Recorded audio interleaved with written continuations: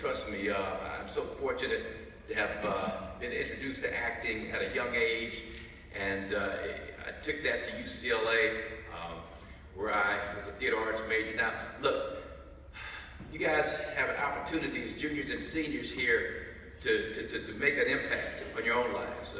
This is a chance for you to shape your own destiny. And look, I'm not going to sit up here and be disingenuous and say, hey, you can be president of the United States if you want to. You know, and maybe some of you can. We don't know that, do we? We don't know that. You know, I'm sure Barack Obama, 30 years ago, 40 years ago, 50 years ago, when he was a young man your age, I don't know if he had those aspirations or not. But you can shape your own destiny and be something realistically you want to be. And I say that not to encourage you to have big dreams and big visions. Have big dreams, have big visions. Seriously, have them, but be ready to put in the work if you want to achieve those dreams and visions. And I say realistically because look, someone like me, when I was in school, I was A's in math all the way up to about the 8th grade. Every math class I ever took got an A. And what happened? Algebra, geometry, all these kinds of classes that were a little bit more difficult than addition and subtraction and multiplication, division.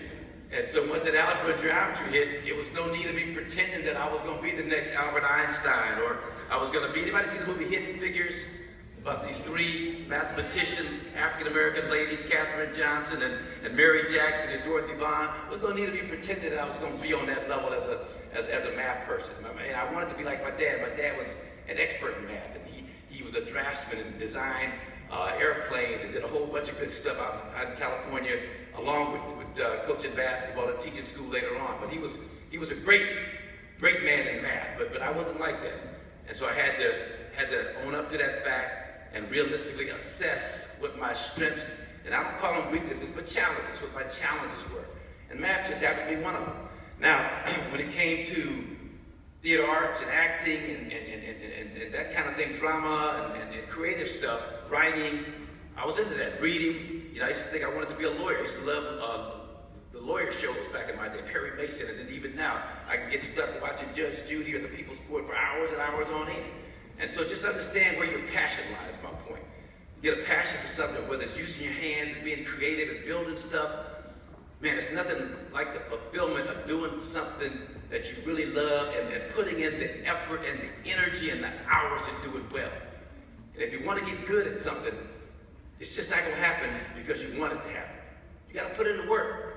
You have to put in the work. It's been said that it takes 10,000 hours of continuous practice to be a master at something. Now, I don't know how true that is, if you can quantify the amount of hours it takes to be a master, but I do know that for me, I always loved the game of basketball. My dad was a high school basketball coach. I got introduced to basketball at an early age in Los Angeles, California.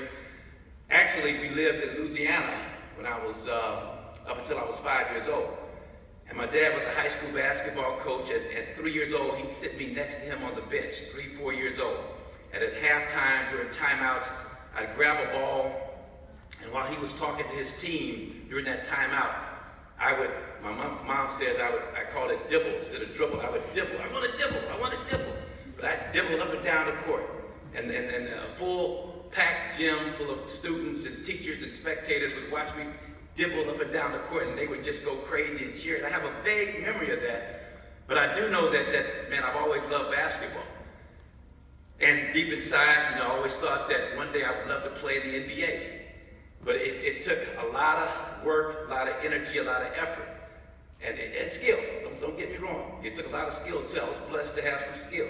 But I was also blessed to have a father, Jeff Johnson, who passed away 17 years ago, but who spent the time with me to help me develop, help me get the confidence and the foundation. And that's something important for you to remember. Forget about basketball. Whatever you want to do, you got to build that foundation. And this is an opportunity right now academically for you guys to build that strong, solid foundation to pursue those dreams. But my dad was there for me to help me to get that strong foundation. I went on to Crenshaw High School and was full of fear because I transferred from another school in the neighborhood to Crenshaw. And Crenshaw had just won a city championship. Had a lot of guys coming back from that city championship team, so I didn't know if I was going to be good enough to play a lot. I knew I'd make the team. I knew I'd play some to be a starter. I didn't know. I had no idea. I was not one who walked around with a lot of self-confidence. Anybody else feel that way sometimes? Excuse me. Anybody else feel that way sometimes? Huh? I mean, we say it all the time. You know, and look, so fear. Think about the word fear, F-E-A-R. And I heard a great explanation as an acronym for fear. F-E-A-R, false evidence appearing real. False evidence appearing real. So in my mind, I'd blow it up like the guys I was going to play against were the best thing since sliced bread. And so I'd go in there feeling a little undervalued, a little less than. You feel like that sometimes? I didn't know if I could do it, if I could make it, but I was fortunate because I had two parents that gave me a lot of love, a lot of support. And I had a great high school coach, Willie West, out in Los Angeles. Crenshaw. Anybody ever heard of Crenshaw High School? Yeah. Raise your hand if you have. Let me see how the Crenshaw impact. Well, I guess Nipsey Hussle and all. Yeah. So, but that whole Crenshaw thing, I was right in the midst of all that. And it was great energy and great athletic achievement and great artistic achievements and great. I got teammates who were lawyers and doctors. You know, so it was just a great time to be at Crenshaw and to be a Crenshaw Cougar. What's your name here? The Messmer what? Bishop. All right, we were the Cougars. All right. And so I go into Crenshaw. I'm a junior. I don't know if I'm going to be able to play a lot, and I wind up playing a lot. Started making all city. My senior year, I wind up playing a lot, being city player of the year, winning a city championship. In 2 years at Crenshaw, we never lost a game. And I was a city player of the year, the best player in Los Angeles City, my senior year. But I did that because my coach at Crenshaw, Willie West, demanded that we put in the kind of work that nobody else was putting in. So, I mean, people don't believe me when I tell them this, but we would practice literally from 2:30 to 5:30, 6 o'clock every single day, 5 days a week. We're in that gym. And sometimes on the weekends, he'd bring us in for extra shooting and ball handling and skill work. And I say that not to say that you need to do that and become a great athlete. That's not the point. The point is, that's the kind of focus that you have to be good at something. You want to be good at something, you've got to put in the work. It's going to take hours. It's going to take sacrifice. It's going to take discipline. It's going to take giving up some of the social aspects of your life that you enjoy doing, hanging with your friends, going to parties and things like that. And I don't need balance. My coach at UCLA, John Wooden, always talked about balance being important. I don't say you need to be, one-trick pony or just put all your eggs in one basket. But at the same time, you do have to have that kind of discipline to succeed. And I found that out firsthand. So I'm in Crenshaw, City Player of the Year. We won the city championship, and now I got a chance to pick a college. And so a lot of colleges were interested in having me come to play for them, but a lot of colleges thought I was 6'5", I was kind of pudgy at the time, about 215, 220 pounds, probably a high level of body fat. One of my teammates used to call me Fat Boy at UCLA when I got there as a freshman. I remember that. I don't know why that jumped out at me. But so my point is that I wasn't like this highly sought after, creme de la creme, can't miss type player coming out of Crenshaw. I was a guy, I was recruited with 5 other players at Crenshaw High School, and I was probably the 4th ranked out of those 5 guys. But what separated me from the rest was my ability to put in the work and to be disciplined at that time, to be focused at that time, and to have a goal that I wanted to excel in basketball and be the best that I could be. And so I put in the work to achieve that. And at the same time, also academically, I was a political science major. I wanted to be a lawyer.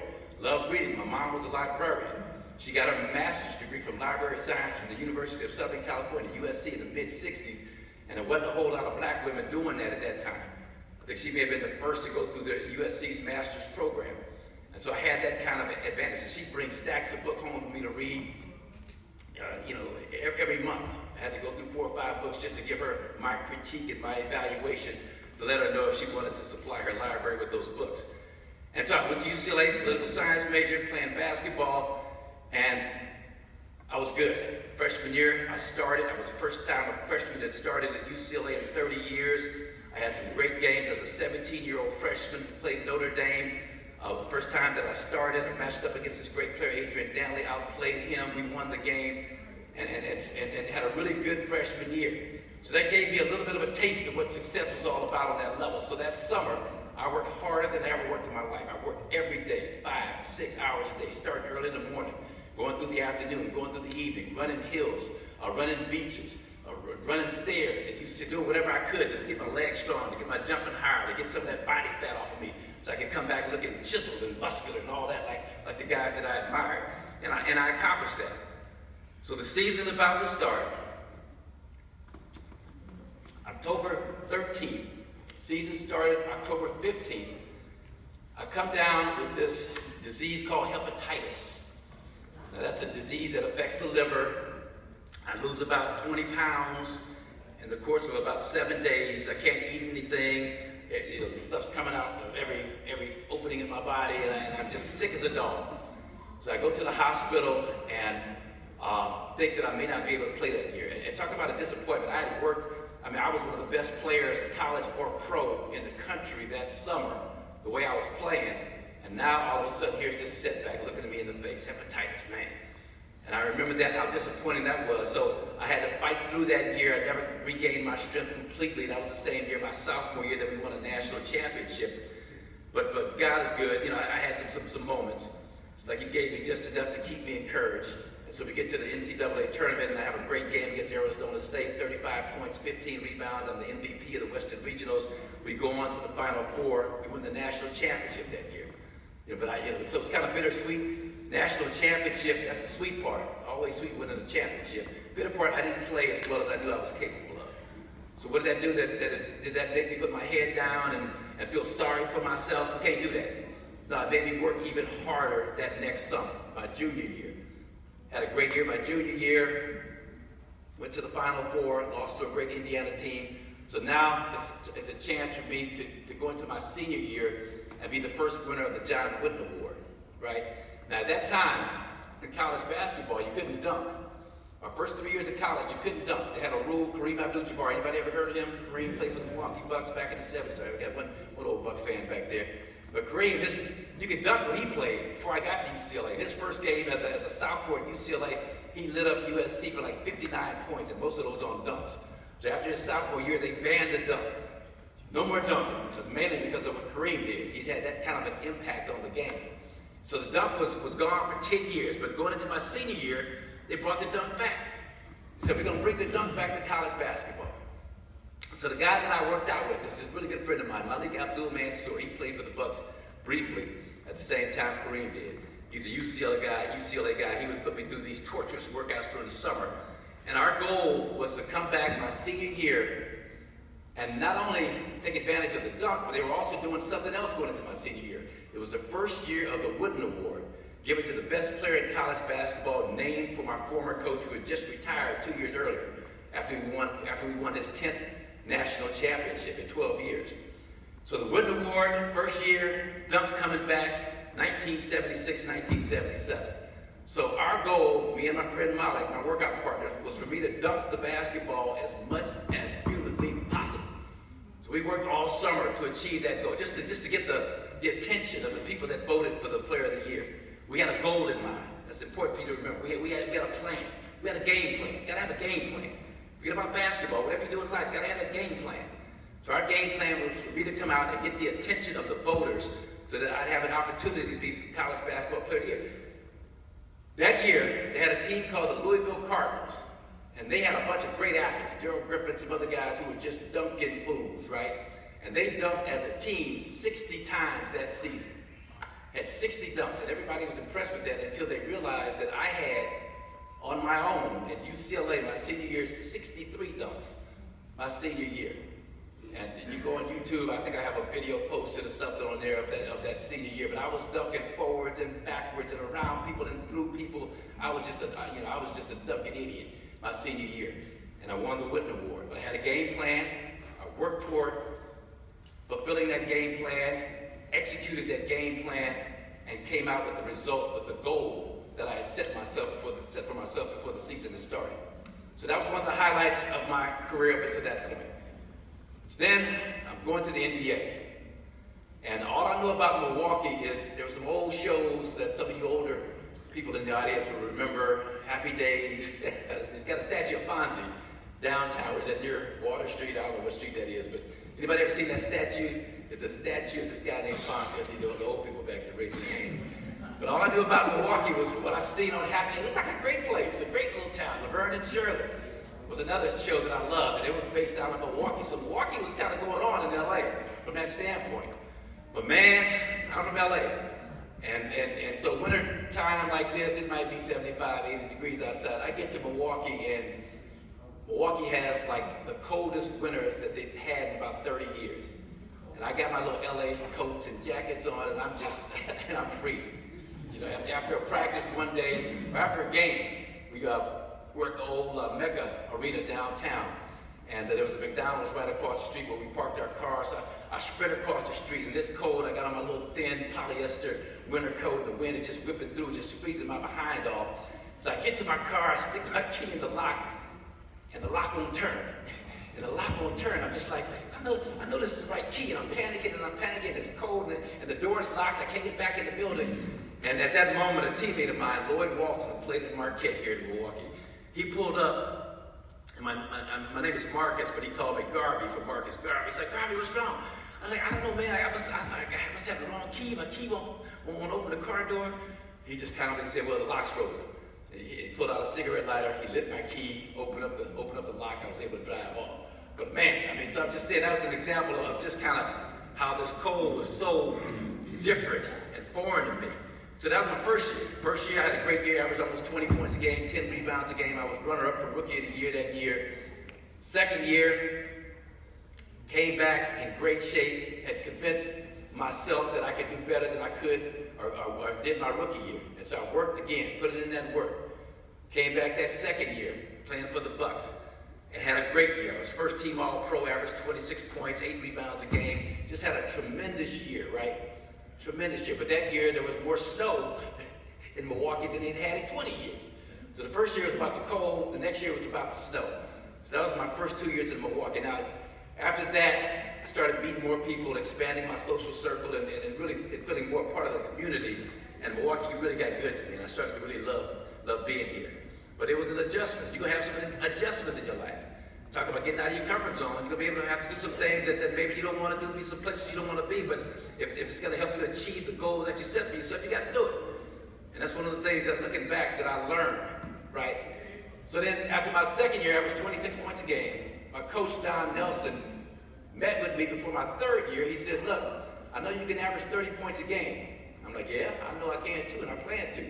He's like, well, look, that's not what's best for this team. We got some great scorers, and Junior Bridgman, and Bob Lanier, and Sidney Moncrief. I need you to bring that average down from the 30 you could average to about 20 points a game. Now, if you can imagine, here I am, you know, I love scoring. I've been trained to score all my life, and here's my coach asking me not to score, to be more of a, and I won't say a team player. I was a team player even when I was scoring, but not to be so offensive-minded. But I did that because he said that it would help the team become a better team, and we did win more games. And if you look at my career stats, over 10 years, I averaged right at 20 points, right at 7 rebounds a game, played some good defense, and did kind of what was asked of me. So being here was wonderful. I had a great time in Milwaukee, but look, I got to keep it real with y'all. I also had some issues. Got involved with some things I shouldn't have got involved with. Got involved with some drugs. Probably drank too much alcohol. And that was something that was a negative part of my life that I look back upon. And at the time, you know, I look back on that and wished that I wouldn't have done that. You know, wished that I would have been able to control and enjoy what I was doing more than I was doing here. But I didn't. I got to keep it real with y'all. And so that gave me kind of a bad reputation with the team because you can't keep that kind of thing secret. You know, I was able to hide it for 3, 4, 5 years, but about that 6th, 7th year, word was kind of getting around. Milwaukee's a small city in that sense. So the people I was hanging around with, they were talking, so the team kind of knew about what was going on. And so that was one of the negatives in my life. And so that, I mentioned that to say to you guys, is that it's not going to all be perfect and roses and you know, just a cakewalk through life. There's going to be some challenges you got to go through. Right? There'll be some challenges you got to go through. And I can probably say that, you know, I put that stuff behind me years and years ago and been sober for a number of years, and it's the best decision I ever made in my life. But at that time, you know, it caused my reputation to suffer. So then I was traded to the Los Angeles Clippers, right? And at that time, the Clippers were like in the same city as the Los Angeles Lakers. Anybody remember Magic Johnson? Magic and Kareem, and the Lakers were winning championship after championship. But I'm playing for the Clippers. We were like the joke team of the NBA because we just couldn't win games. We were like the worst team in the league, and a team that everybody laughed about.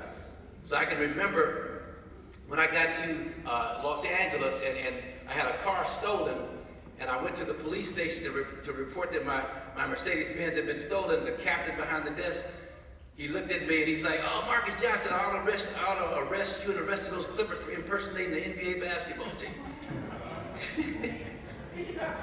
That's the kind of stuff I had to deal with. The Lakers are winning championships and Showtime and Magic and all that. I'm with the Clippers. And talk about one of the low points, and so the drug aspect, the alcohol aspect was still there. So that kind of fueled that even more. And so it wasn't a very good time to be me at that point in my life. Some dark days in my life. So what happens, man, I was sitting there, but man, I don't like coming to the gym. I don't really like basketball. We're losing. We were in the same town as the Los Angeles Lakers, with the JV, the Lakers of the varsity. Everybody's making jokes. And I'd go into a club, and D.L. Hewley or Robin Harris, these comics would see me in the audience, and they'd just start, "Oh, you with them sorry Clippers, oh, sorry, So that's the kind of existence that I was living back then. So at that point, I was like, man, I just wish this thing with the Clippers would end. Why did I say that? Around that same time, just in November 20th, 1986, I'm playing a game, and I'm having the best game I've played in a long, long time. I'm shooting the ball. I got about 10 points in the first 5 minutes. I go up to get a rebound. I go to push the ball up the court, and here's my teammate, Benoit Benjamin, standing right there. He's my teammate, number 00. And as I look up to push the ball up the court in a fast break, my forehead hits those 00s. That's the last thing I remember, is those two big zeros. Snaps my neck back, and I wind up losing the feeling in my upper body. I can't move. I'm locked. I just can't move. I go down to the ground, and I'm just stuck. I can't move my arms. I remember my legs kind of moving and flapping back and forth, but I can't move my upper body. They put me in a neck brace. They carried me out on a stretcher, and it wound up that I had a ruptured disc. And I never really played again after that. I tried to come back, played a little bit with the Golden State Warriors, played overseas in Italy, but I was done after that. My career was over. It was over, and I was 30 years old. I probably had another good 3 to 5 years left in me to make money, to score points, to do a whole bunch of stuff. But my career ended right there. And I look back on that, and I see that, I can look back on that in a couple of ways. I can look back and be bitter about that, which I was for a long time. Bitter and dark and drugs and alcohol and mad at the world. And then to compound things, so that was in November 20th of 1986. I had a little son, Marques Jr. So in May 15th, 1987, 6-7 months later, I'm chilling at the crib in Bel Air, getting ready to watch the Bucks play the Sixers in the playoffs, and the doorbell rings. I go to the doorbell. There's a workman that wants to do some work on the electronic gate I had at my nice house in Bel Air. And when I come back in, my 15-month-old son, he's not anywhere to be found. So I asked my two other boys, who were like 10 and 6 at the time, Chris and Josiah, "Where's your little brother, Marques Jr.?" "Oh, he was in here playing with us, but he walked out, he crawled out about 5 minutes ago." So I look around the house, I can't find this little guy. I'm calling out his name, Marques, I'm calling Marques, can't find him. I go in the bathroom that led out to our swimming pool in the backyard, and that bathroom door, that sliding door is slightly open. And I'm like, oh no, I know he didn't get out and go in the backyard. So I go in the backyard, and there he is floating in the swimming pool. 15 months old. So I jump in, I pull him out, have one of my sons call the paramedics. I'm trying to, pump the water out of him, and they're telling me what to do and mouth to mouth, but I'm panicked, I'm crazy at that point. And they kept him alive for about 2 days. And after 2 days, a good friend of mine, Dr. Ernie Vanderway, said, "Hey, look, he's going to be so much brain damage, so extensive, what's going to be going on with him that the doctor suggests that you go ahead and let him go in peace." And so that was a hard decision, but I respected this doctor. He'd been a family friend and a friend of mine for years. I played with his son, Kiki. And so I wound up giving him the go-ahead to do what they had to do. So he wound up being taken off of life support and dying, 15 months old. So my career ends November 20th. My son dies in a drowning accident around May 15th, May 16th. So as you can imagine, that was like one of the darkest, most depressing periods of my life. So now the drugs and alcohol, it gets exponentially worse and worse and worse. Get divorced and go through, just crazy, just a crazy existence.